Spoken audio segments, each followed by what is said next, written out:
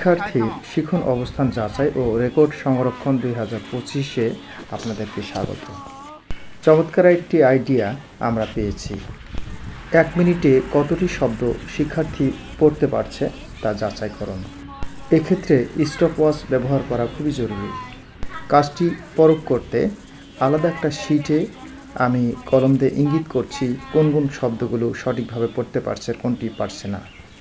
মোট কতটি হলো শব্দ তার 1 মিনিটে পড়া। স্টপওয়াচ থামিয়ে দিয়ে গণনা করে দেখলাম 1 মিনিটে সে 88টি শব্দ পড়তে পেরেছে। এর মধ্যে 79টি শব্দ সঠিকভাবে উচ্চারণ করে পড়তে পেরেছে।